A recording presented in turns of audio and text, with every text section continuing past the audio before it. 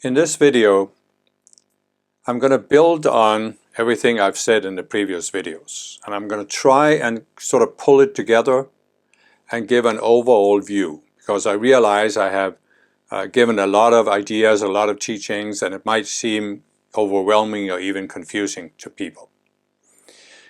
And perhaps that's the place to start, confusion. Because I remember myself when I first started really paying attention to this whole concept of ego, and I read books about it and spiritual teachings, and my first sense was just confusion. I mean, what is it? You know, the idea that I came across back in the 1980s was that the ego is, as I've said, this alien thing in my psychology that's hiding but still seeking to influence me, and it's difficult to see exactly what it is. So obviously I felt very confused. But what we can come to realize is that a big part of the reason why the ego seems a confusing topic, and why duality can seem a confusing topic, is precisely because, as I said in the last talk, the ego is schizophrenic. It's not consistent. It's difficult to define because it shifts all the time. It's the shapeshifter, it's the chameleon. And the ego will at 1 minute praise you and raise you up that you are a smart person because you are believing what the ego tells you. And in the next minute it'll put you down because you're stupid, you can't figure out truth on your own because you're doubting what the ego tells you. And the only constant there is that what the ego does not want you to do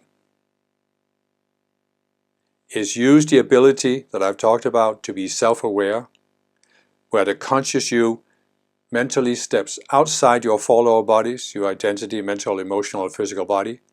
You experience pure awareness, where you're just a silent witness observing what's happening in the world without the dualistic overlay, or you are contacting your higher self or the ascended masters in a higher realm. That is what the ego does not want you to do. The ego wants you to constantly be pulled inside your four lower bodies, experiencing the world and yourself through those four lower bodies. So that whatever question you have that comes up in your mind, whatever you are wondering about, the ego wants you to see it through some kind of filter that it can control. Some kind of filter that was created in this world. And so I remember for many years it was very, very confusing to me why the ego was created, where it came from, how it arose. And as I've described, it took me a while to realize that I created it by making certain choices. But it took me much longer to realize that in a sense you could say there's nothing wrong with the ego. As I've said, the ego has the function of giving you a certain type of experience. Right? So the first thing we have to recognize here, which the ego will often seek to confuse, is that you have free will. Now, the ego will often claim that you don't have free will because it doesn't want you to exercise your will freely. It wants you to exercise your will in a way that the ego can influence. But nevertheless, as I've explained, the conscious you does have free will. It can choose, and it has self-awareness, so it can make choices. It can look at itself and say, do I want to continue doing this pattern, repeating this pattern, or do I want to change myself?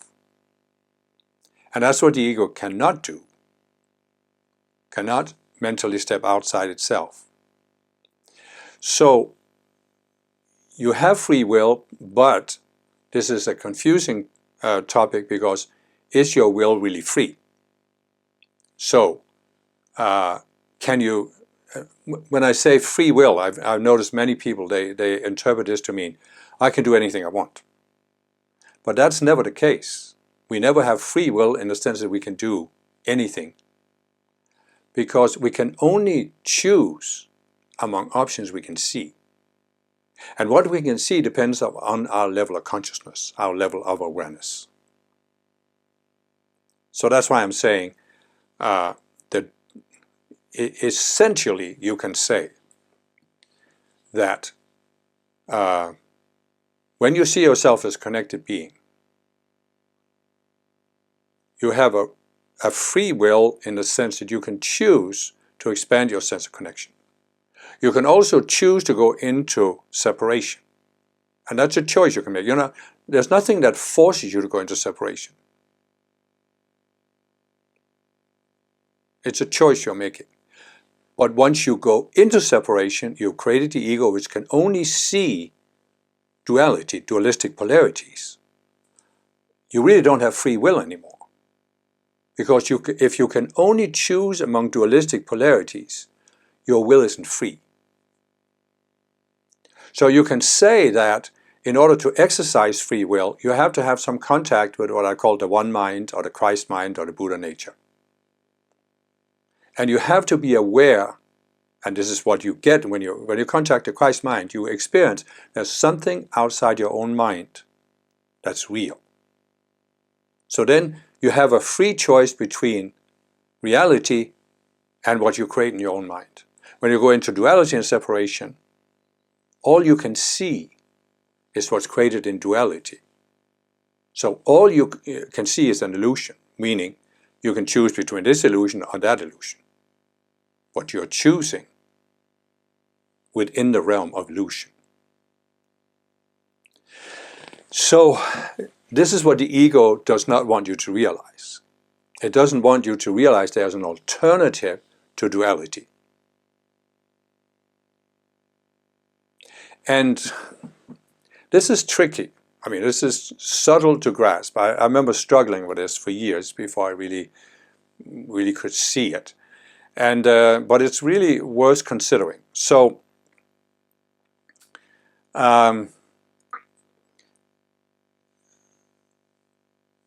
just recently was watching some YouTube videos from some of these non-dual teachers that were talking about reality versus illusion.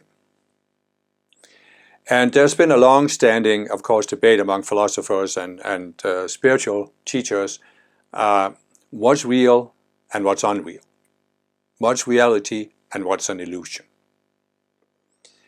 And there are various, of course, viewpoints out there, various arguments, but what I see so far from everything I've seen in my many years on the spiritual path is that very, very few people have grasped what duality really is and how it distorts the way we look at everything. And the reason for this is, in fact, relatively simple. It's like I said in my last video. If you really step back and say, what is separation and duality? Well, it's just an experience. It's an experience you cannot have when you see yourself as a connected being. And as I've said, the reality of the universe is that everything is connected. Everything is part of one whole. There is no separation in reality. That's why you can only experience separation through an illusion. In order to experience that you are a separate being, and in order for that experience to seem real, you must go into a state of delusion, because in reality there's no separation.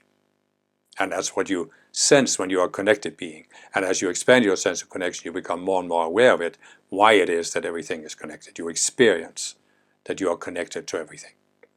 So, so that means that we can now ask ourselves the question, which again is very rarely asked in spiritual or religious or even these non-dual teachings, what's the purpose of our existence? As I mentioned, some non-dual teachers and some Eastern religions make it seem like we came out of the undifferentiated Brahman, we have thousands of incarnations here on earth, or we suffer in many of these lifetimes, and then when we awaken from this Maya, this illusion, we supposedly disappear as individual beings, go back into the Atman or Brahman or infinite awareness, whatever you call it. So based on this, there seems to be no purpose. As I've said, when I was in my early 20s and I encountered some of these Eastern teachings that talk about this, and I had some experiences of going outside my normal state of consciousness, I was really, really, I would say, traumatized by this. Because I couldn't, intuitively, it just didn't make sense to me that life didn't have a grander purpose than this. There had to be some kind of purpose for our existence. It couldn't all be for nothing. And so, as I've mentioned before, the purpose of our existence is our growth in self-awareness. So, you can say, you have a concept in the business world. You have a father who owns a big company, and he has a son, and he wants his son to take over the company one day. But he knows that he himself built the company from scratch. So he knows every level of the company and how it works. And the only way to be a good leader of the company is to know the company. So he wants his son to start from the bottom level as a worker and work his way up in the company, so that he, through experience, gets to know all the different levels of the company and how it functions. And it's essentially the same with the Creator who created our world of form and created us. We are created with a point-like sense of self in an unascended sphere, for example, on a planet like Earth or a natural planet. And our potential is to expand that sense of self by expanding our sense of connection to the whole. Therefore, coming to a greater and greater awareness. And we do this, as I said, by starting at the bottom level of the world of form and gradually working our way up through all the levels until we reach the greater consciousness. Then we have direct experience with how the world works and what makes a world function so it doesn't self-destruct. And that means that when we become creators, we have the option to create our own world. And now we have some experience so we can create a world that doesn't self-destruct after 5 minutes. Again, I mentioned science has discovered all these cosmological constants. If they were just a little bit different, the world couldn't exist. So how are you going to choose that particular balance if you don't have any experience? Okay, so once you realize this, you can say, okay, but how do I grow in awareness? Well, you grow by being in a certain environment, and in that environment you have certain options. And that means there are only certain options you can see. If it's a planet like Earth, for example, and you are in a human body, well, there's certain things you can do in a particular society. And so you grow by looking at the options that are available in your environment, making choices based on the options you see, and then you experience the consequences of those choices. And with the consequences, I don't mean just the physical outcome. In fact, I don't mean primarily the physical outcome. I mean your reaction to the outcome. Because by observing your reaction to the outcome, you can, first of all, evaluate, is this what I wanted to have happen? And if not, then I need to change the choices I made. But in order to really change the choices I made, I have to realize that the choice I made was not just a matter of the options that are out there, but also how I looked at those options. In other words, it's not primarily what's going on outside that determines my choice, but my own state of mind. So, for example, you make a choice and then you realize, oh, I didn't know enough about the situation. So I actually need to study it better before I make another choice. Or I was too hasty, I was too impatient, I was too optimistic, or whatever. It can be many, many things, but I'm just saying, the important thing is not what happens in the physical, but what happens in your mind. And why is that? Because you grow in consciousness through the experiences you are having. Basically, you can say, let's say you're born on earth, right? When you were born in this lifetime, you grew up, you had certain physical circumstances. But now think about this. If you accept reincarnation, you can say, 10 lifetimes ago, you were born in a completely different physical circumstance than you were in this lifetime. But that physical circumstance, let's say it was in the, 1500s. You were born as a peasant. Where's that physical circumstance today? Well, obviously it's not there, right? Society, the world has moved on.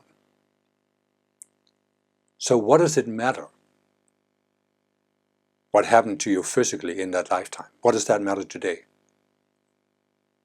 And therefore you can transfer that and say, well, if what happened back then didn't really matter, doesn't matter today, what about what happened to me in this life? Is that going to matter in my next lifetime? So what did matter in the lifetime you had in the 1500s? What mattered was the choices you made in the environment you were in and how those choices affected you. In other words, you were having an experience back then.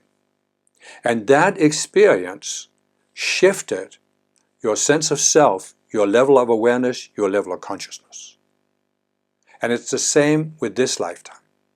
What has happened to you in this lifetime, the physical circumstances, is not what is important. What is important is the experience that you have had in this lifetime and how this has affected your ongoing sense of self, your ongoing sense of awareness. Because the entire purpose of your existence is that you grow in self-awareness from where you started towards higher levels of consciousness, eventually the greater consciousness. And you grow through the experiences you are having. And you grow because you can make a choice. So, you're in a certain physical circumstance, it presents you with certain options, you choose one. You have a particular experience based on this. And you might say, well, I don't want that experience. And then you say, well, then I need to make another choice. But how do I make another choice? Well, ideally, you look at yourself, you look at what was it in your psychology, in your four lower bodies, that caused you to make the choice you made. And if you don't like the outcome of that choice, you change what it was in your psychology so you can make another choice. If you look at people who have, let's say they committed a crime, they will often say, I had no other choice, or I had no choice. But that's because there were options they couldn't see. And why couldn't they see them? Because, as I said, you have these structures, these subconscious selves in the four levels of your mind. And they block your vision. So there are people who can see, there's only one way to respond to a certain situation, that's with anger or violence. But that's because there's something in their psychology that blocks them from seeing the other options that were actually available. So the only way to change the choice is to look at yourself and change what's going on in your four lower bodies so you're free to make a higher choice. This, of course, is what the ego wants to prevent you from doing. But what I want to stay with here is we grow in self-awareness by making choices, but we always choose partly based on the external circumstances, but primarily based on the internal circumstances, what's going on in our psychology. Okay, so free will. We need to have free will in order to grow, because we grow by making choices.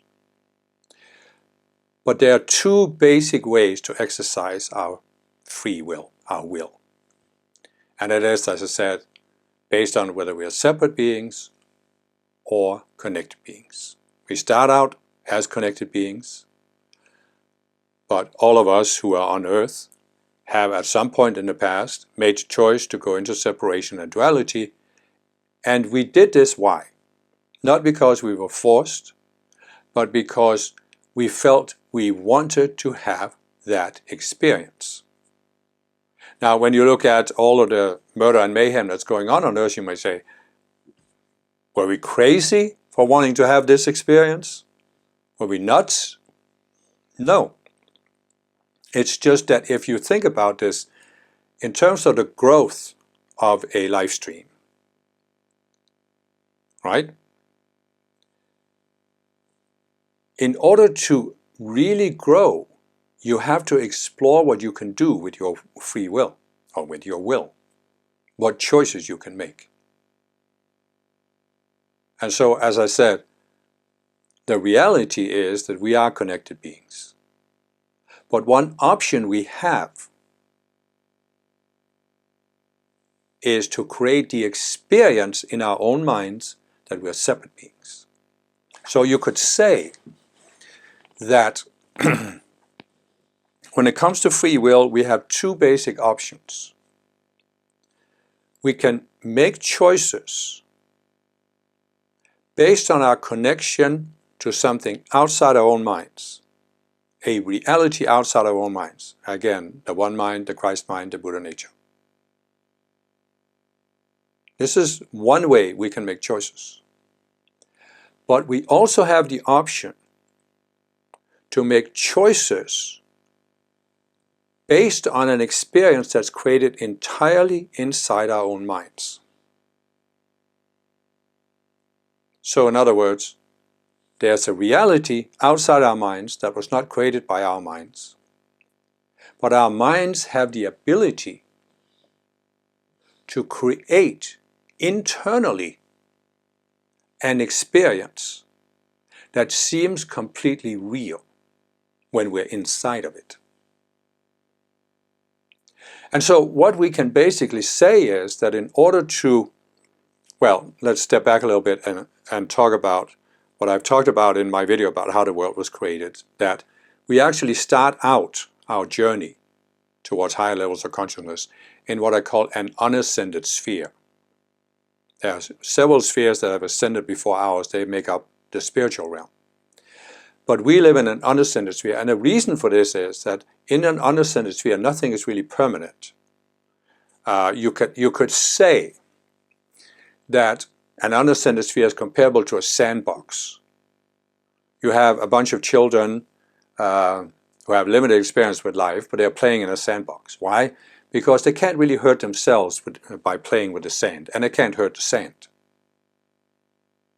So it's the same in an unascended sphere. It's an experimental environment where we can explore what we can do with our imagination and free will and our self-awareness without really hurting ourselves permanently, without really hurting the world permanently. I know it may seem like on Earth we have hurt the world permanently, but it's not really the case, as I explained in my other videos.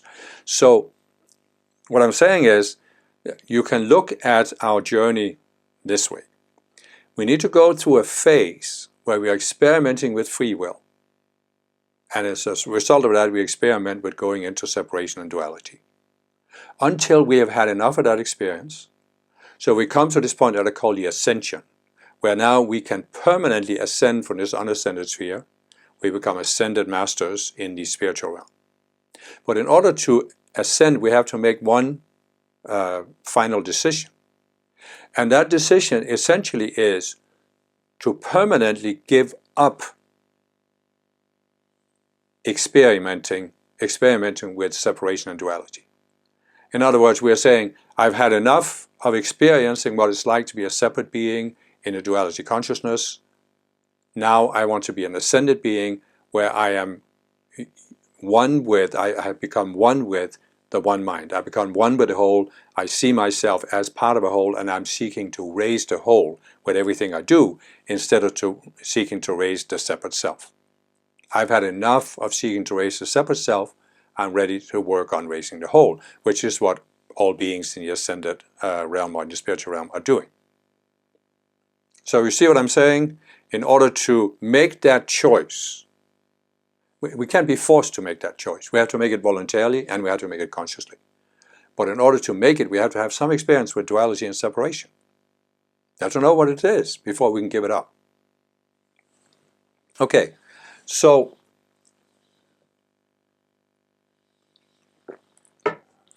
once we realize this, and the purpose of life is to have experiences, we realize that we weren't stupid, we weren't nuts for going into duality. It was part of our growth that we determined we wanted to do this. We wanted to have that experience.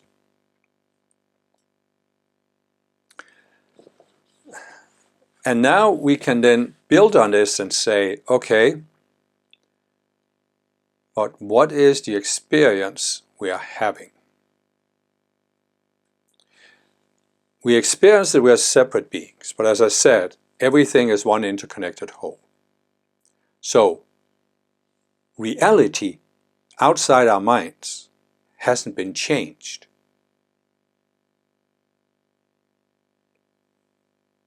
It's like I've said before, 500 years ago, most people in Europe believed the earth was flat. But the earth was as round back then as it is today.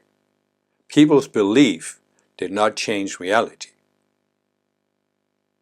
This is a little confusing because people's minds have the ability to change certain things on earth, but there are certain things that our minds cannot change. And the shape of the earth, yeah, we just can't change it. So what I'm saying is that when we decided to go into separation, we did not become separate beings, which means separation is an experience that is entirely produced in our minds. Not just in our individual minds, because we live on a planet with 8 billion other people who are also in separation. And some of them have gone deeper into separation than we have. So collectively, we have created this illusion, and we enforce the illusion. So it's not just your mind, it's also, there's a collective mind that is quite powerful and persuasive. But nevertheless, separation is not a reality, it's an entirely internal experience. But what I've said is that in order to fully have an experience that we are separate beings, it must seem real that we are separate beings. It's like you go into a theater and you put on a costume, and now you're repeating the lines of a character in a play. But you know you're an actor, and half an hour ago you were outside the stage and you were wearing your normal clothes and didn't have the makeup on.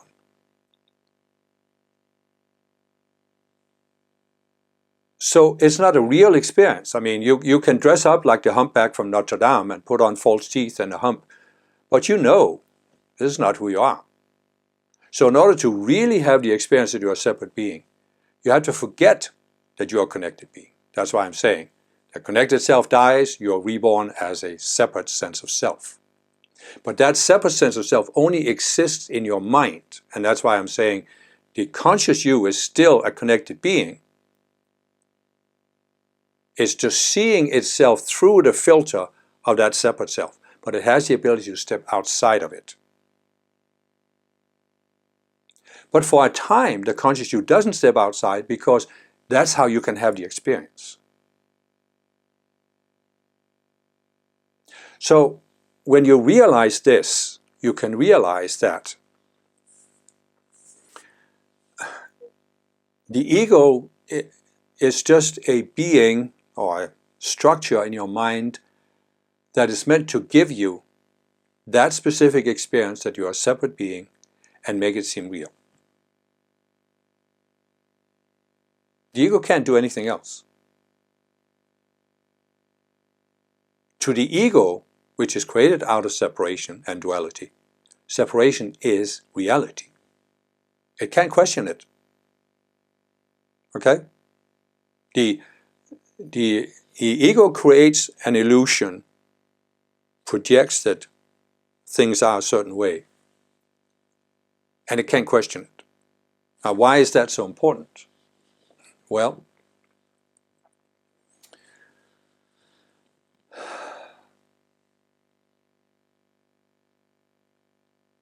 the ego,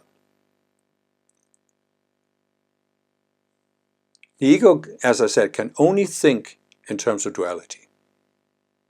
But duality always has the two opposite polarities, and there are gradations in between.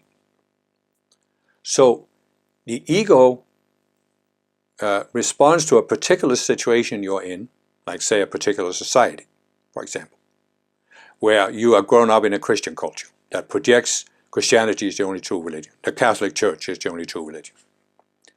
The ego then projects in your mind, creates the reality or the experience in your mind that you are a Christian, you are a Catholic, and you'll be saved after this lifetime.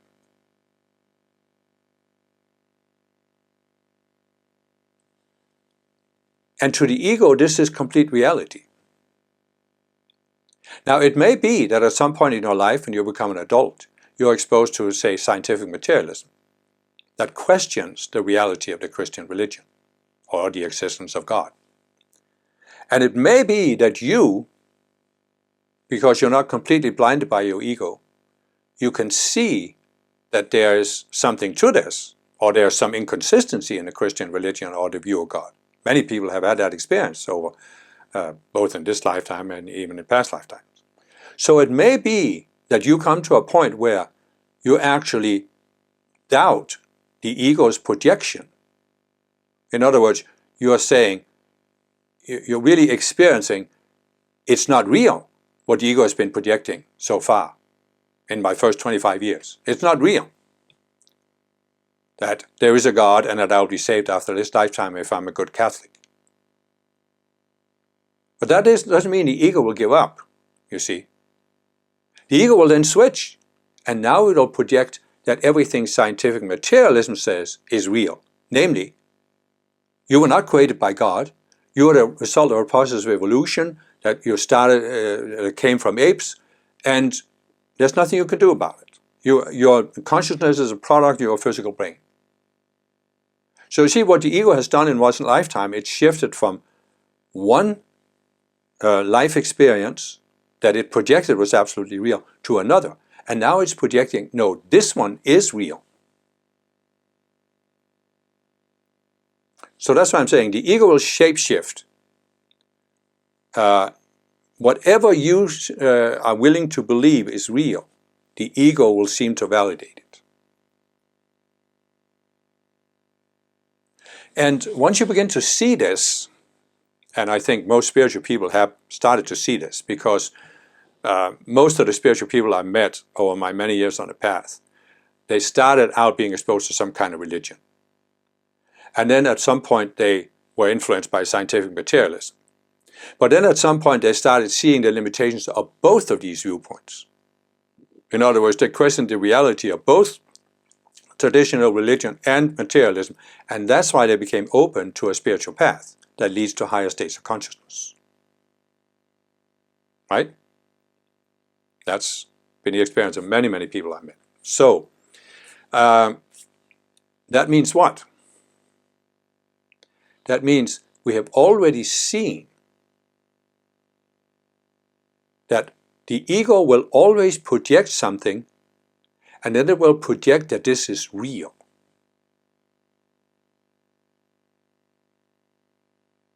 But it isn't. Right? As I've said, the ego thinks in dualistic terms. So it will project as one reality that's real and another that's unreal. But once you see through this, you can question, what if nothing that the ego comes up with is real? Because it's all dualistic. It's all disconnected from reality.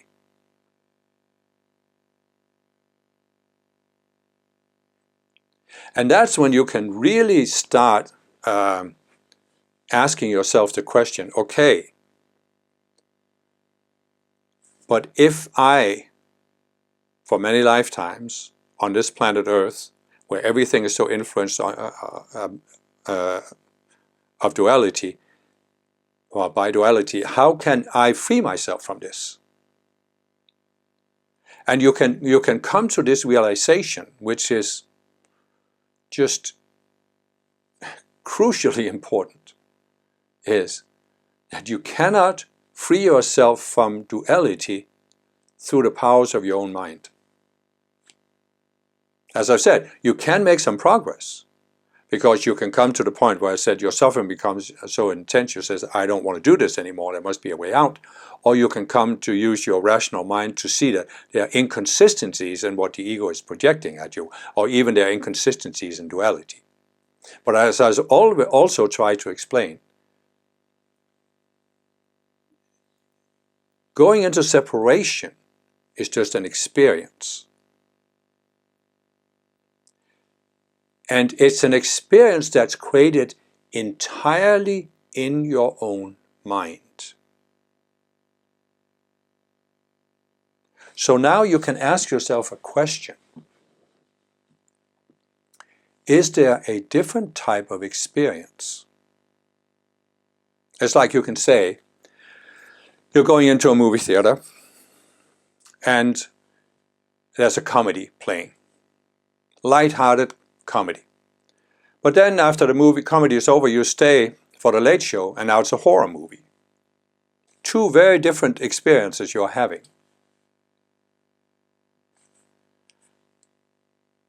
But so you could say, if you are thinking in terms of reality, you can say, is the comedy real or is the horror movie real? And then you can come to say, well, maybe none of them are real. Maybe they're just make-believe. And then you can ask yourself, well, is there then an experience that isn't make-believe? And then you realize, yes, but in order to have that experience, I have to leave the movie theater, because there's the real world outside. So what I'm saying is, you can come to that realization where the experiences you are having in separation and duality are entirely created in your own mind and in the collective mind. But they are entirely created in the mind. Is there an alternative to this? Yes. What is the alternative to experiences that are entirely created by the mind? It must be an experience of a world or a reality that is not created by the mind, that is outside the mind. And that is, of course, what you started out with in life when you saw yourself as connected being. You experienced you were connected to something outside your own mind, that there was something outside your own mind.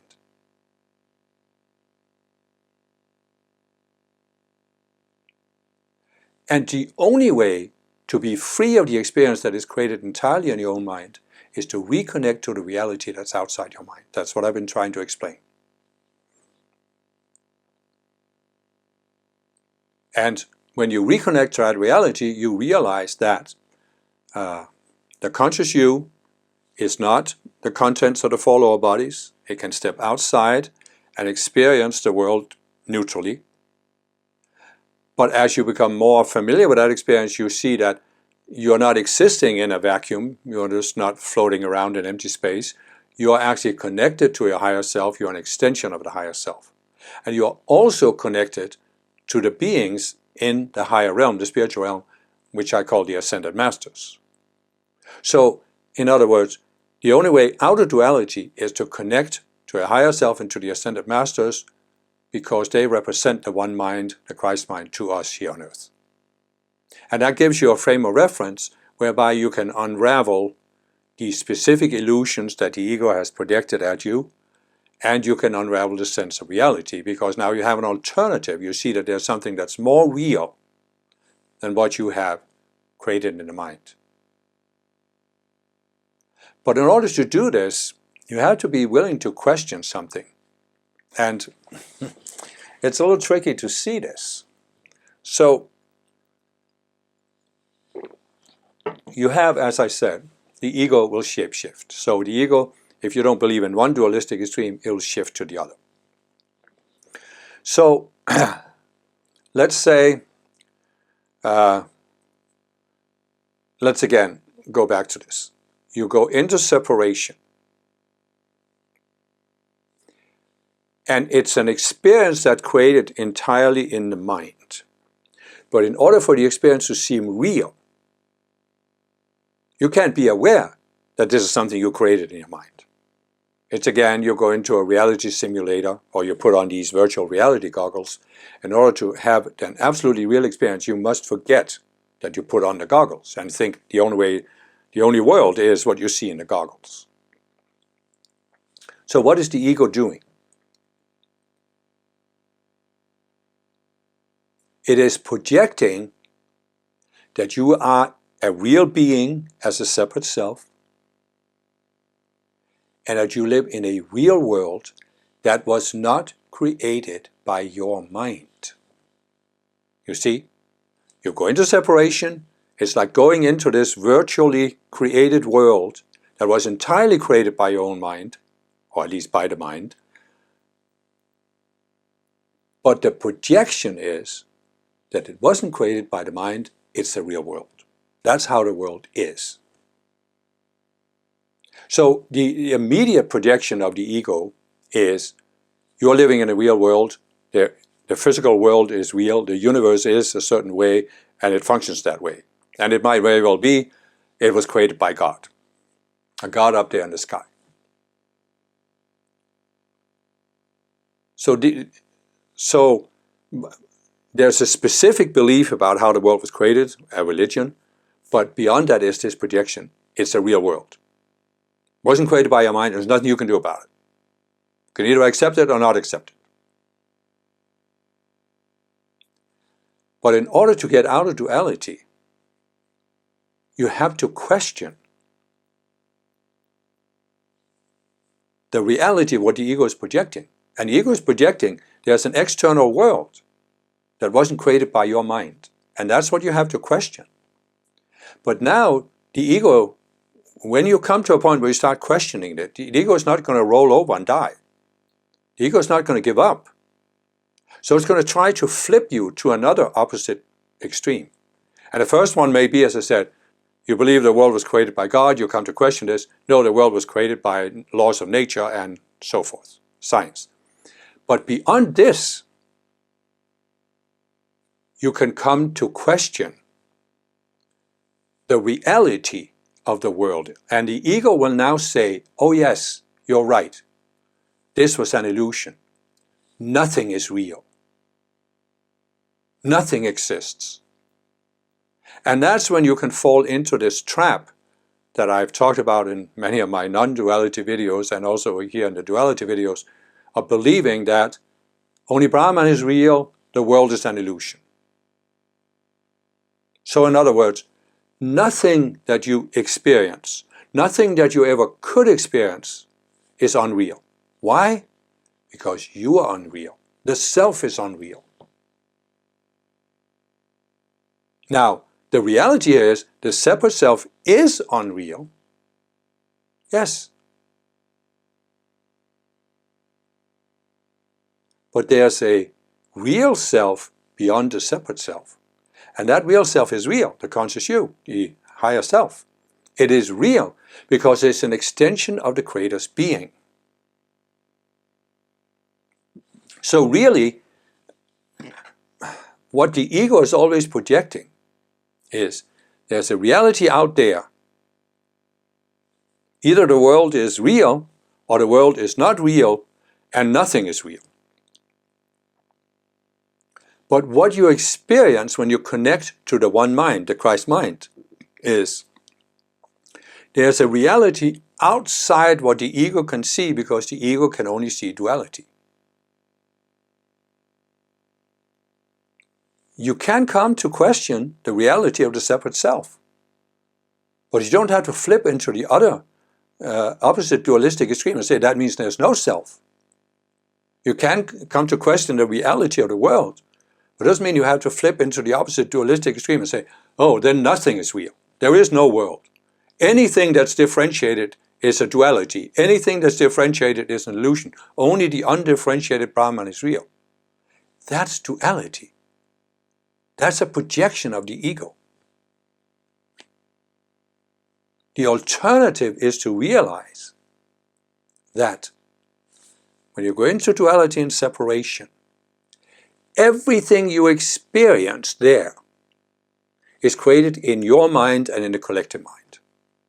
It's created in the mind. But there's an alternative to this experience, namely a reality that was not created by your mind or the collective mind of beings on earth. Now you can, if you really want to go to deeper levels, you can say, well, how was that reality created then? Well, it was created by the minds of ascended masters in the spiritual realm. And they were created by ascended masters in a higher spiritual realm, and this goes all the way to the Creator, as I explained in my video about how the world was created. So ultimately, everything was created by the Creator, created out of its own mind. So everything is a creation of mind. That's correct. Everything is a creation of mind. But it's just that you have to make the distinction between us who are in an unascended sphere, who have not become ascended masters, and then ascended masters who are permanent beings because they have united with the one mind. They have given up the desire to be separate beings. So they are seeking to raise the whole. And that's why what was created by them has a, let's say, it's not real in the sense that it's permanent and will never change, but it is real compared to anything you create out of separation and duality. And I know this sounds awfully theoretical, but let me just try and illustrate it. Okay? So, this is an apple.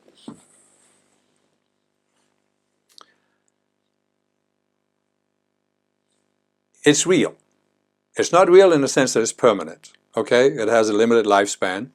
It obviously grew on a tree. But it's real insofar as there is a real planet Earth that we are living on. And that planet was originally, in its original pure state, created by ascended masters, who have a much higher level of awareness than we do.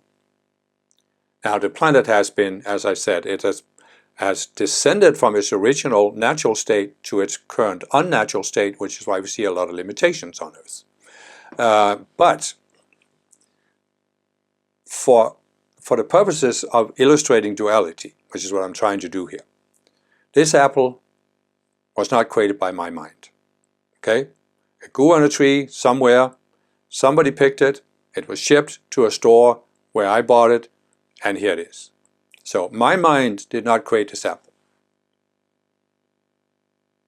So it is possible for me, even at the physical level, to have an experience of something that was not created by my mind. And that's what we have when we experience the world. I know there are non-dual teachers who will say, well, the world is entirely created in our minds. And everything we see is created in our minds. But that's not true. That's not correct. There is a world that we live in. I have, in some videos, I compared this world to a reality simulator, where I said we go inside a flight simulator and we think we are in a real airplane and flying a real airplane, but we're still sitting on the ground. So the experience of flying is not real, but there is a simulator. The Earth is a reality simulator. It was created by some beings with a greater minds than ours, and it was programmed to give us certain experiences by these greater minds. So the apple is real. However, what duality does is it superimposes a dualistic, value-driven image upon the physical reality we experience. So take the apple. Let's say I like apples, you don't like apples. This is just a physical sensation, the taste, when you take a bite. And the explanation is simply, your taste buds are different than mine. So, you experience, I don't like apples, I experience, I like apples. That's not duality. It's individual, it's not really duality.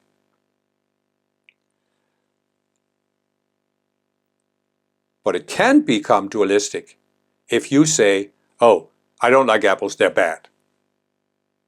That's a dualistic value judgment, centered around you, because the fact that you don't like something means it's bad.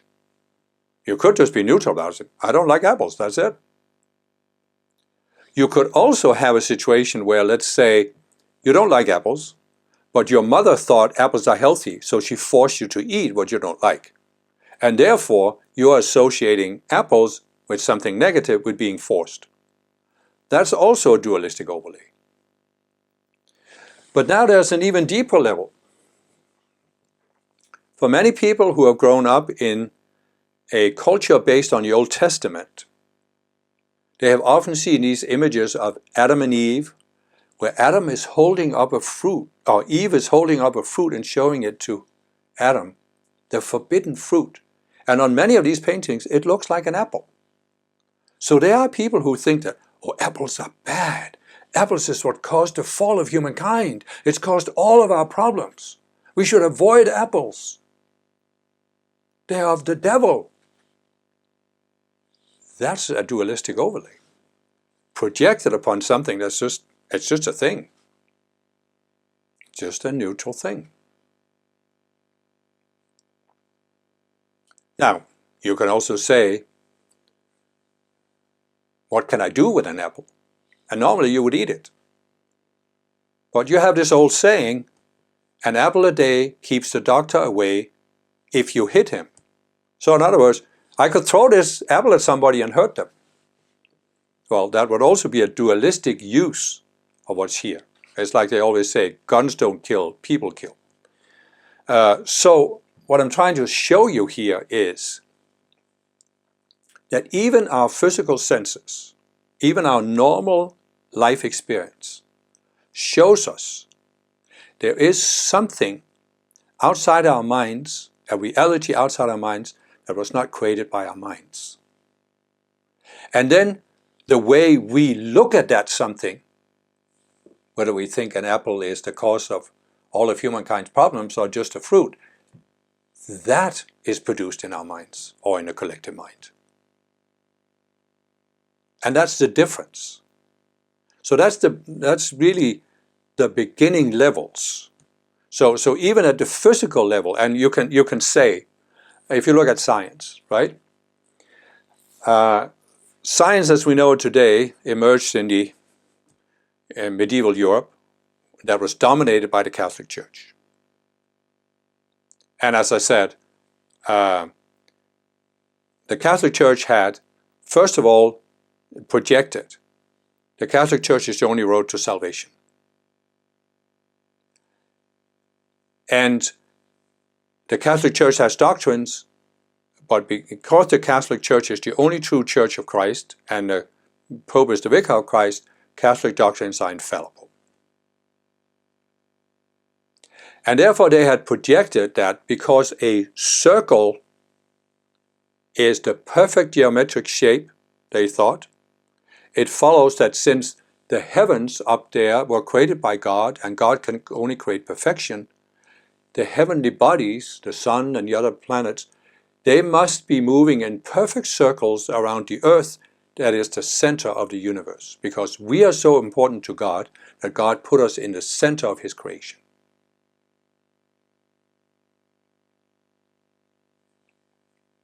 Now, as I said, there is a sun, there's a moon, they are no heavenly bodies, they are moving.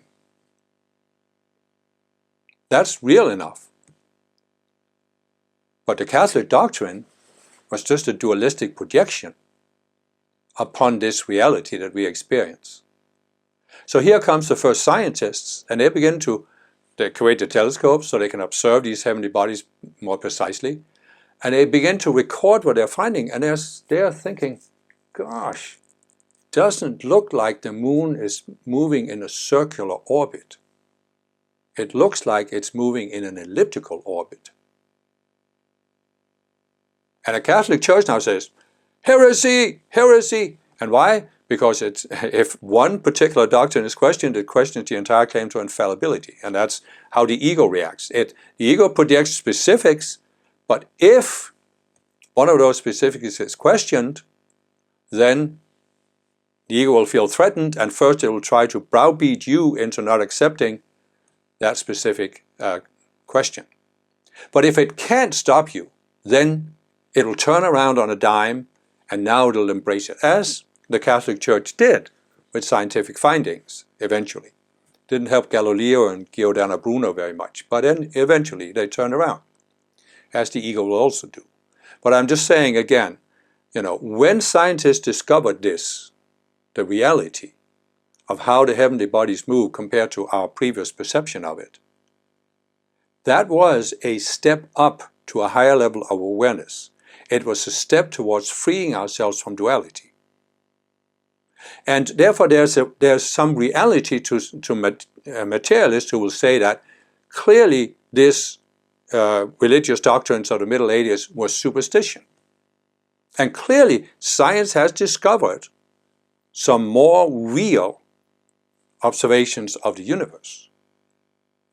What I'm saying also is that when you then use this to say, this means all spirituality is an illusion and there's nothing beyond the material universe, then you have created another dualistic overlay that you're projecting upon science. So you see again how duality distorts everything. So basically what I wanted to get to with this video is that the ego can only think and see duality. And in duality there are always two opposites. So first the ego will project, it'll pick one opposite and it'll project this is the ultimate reality. When you, the conscious you, begin to question that, first the ego will try to beat you into submission so you don't dare to question it. But if it can't stop you from questioning it, it will try to polarize you towards the other extreme. If you question religion, it'll polarize you towards scientific materialism. And when you begin to see this, the ego is projecting, the ego is always projecting. One of the dualistic polarities has to be true. If you don't believe in religion anymore, then at least believe in scientific materialism.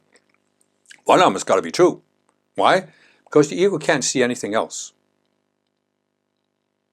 The ego can never experience the Christ mind. Because the ego was born out of separation and duality. It cannot see the Christ mind as an alternative to a dualistic view of the world. It can only see the dualistic. And the ego, if you begin to believe in the concept of the Christ mind, it will even project that there's still a dualistic polarity. I have in my video about how the world was created, I talk about these beings who have completely rebelled against the purpose of creation. I call them fallen beings because they have fallen through different spheres. And they believe they are very advanced. They're seeking to raise the separate self to a godlike status where it knows better than God how the universe should work. And they will project, when you hear about the concept of Christhood, for example, they will project that, oh yeah, there is this Christ mind, but there is also an antichrist mind. And therefore, the Christ mind is just in the dualistic polarity with the antichrist mind. There are even Gnostic teachings that talk about there's a God and there's a demiurge. So the world was created as a duality between good and bad, between two dualistic polarities. This is what will be projected at you. But the reality here is that the Christ mind is the unifying mind. It has no opposite. It's not in a dualistic polarity with anything. And what does that mean? That means the mind of Antichrist, even though it's seeking to oppose oneness and always validate separation, it's not in a dualistic polarity with the mind of Christ. Because the mind of Antichrist can't see the mind of Christ. It can't experience it. So what does it do? It creates an image that there is the Antichrist mind, that's one polarity, and the Christ mind, that's another. But the image of Christ created in the mind of separation and duality is just an illusion. It's not the real Christ. This incidentally explains why the Christian religion has gone so far away from Jesus' original teachings, and why, if you look at the history of the Christian religion, starting with the Catholic Church, there's hardly any influence on earth that has been more dualistic than the Christian religion. And that obviously wasn't what Jesus intended, and not what he preached either. But anyway, the point here is that anything you come up with, any concept that you might read in a spiritual teaching, your ego is going to color it. Your ego is trying to distort it and pull it into you seeing it as, it's just an opposite, it's just another polarity. And that's why it will eventually hope to get you into this where if you don't believe in this polarity, if you don't believe in that polarity, if you don't believe in a third thing, you believe in nothing. You think everything is unreal. And therefore, nothing matters. Now again, I've said this before, you can find YouTube videos out there of people who have followed the non-dual teachers for years, and the non-dual teachers who are saying this. Nothing is real, nothing really matters, everything is an illusion. And these people got depressed, even suicidal. And this is what the ego will do, because rather than have you awaken to the reality of the one mind, the ego would rather have you end up in a mental institution in a straitjacket. This is how the ego works. The ego has no concern for you. It only has concern for itself, and it can only continue to survive if you do not connect to the one mind. And it would rather have you go insane than connect to the one mind. And incidentally, the fallen beings would also rather have you go insane than having you manifest Christ and express it on earth. That's why they killed Jesus, because he became a threat to them. So anyway, what I'm saying is that it's essential to realize that life does have a purpose. There is something that's real. And there is a self that's the core of your being that is real. It's not correct that the world is an illusion, that the self is an illusion, and therefore any sense of purpose is an illusion. No. The transcendence of self, the rising of awareness to a higher sense of self, that is real, and that is the purpose of life. And that's the purpose of your existence. And as I've said before, just tune in to your heart when you are hearing me say this. And see if there isn't a certain sense of relief, of raising of the energy, a certain sense of enthusiasm in you. When you hear me say this, there is something that's real. Life has a purpose. There's a part of you that's real. If you don't feel this, fine. You just go and find whatever appeals to you. But if you do experience this, it's because you have started to overcome duality. You have started to overcome the illusion that your own mind can define what's real and unreal, and you've started realizing, you've started intuitively realizing that there's a reality outside of your own mind and that you can connect to it. You have started connecting to it. I'm just putting words on it. If this is new to you, then I'm just putting words on what you already experience intuitively. So embrace that intuitive feeling. If my words help you gain clarity, by all means pursue it. There are a lot of teachings that the Ascended Masters have given through me in all of my books and on all my websites that you can easily find that can help you. But if my words don't really do it for you, then seek out some other teaching that does it. But keep this in mind. Your mind has the ability to give you an experience that is entirely created in the mind, but that seems real. But you also, the conscious you, have the ability to step outside of that experience and directly experience that there is a greater reality that was not created by your mind. And the only way to be free of the illusions created by your mind is to connect to that greater reality that is not created by your mind.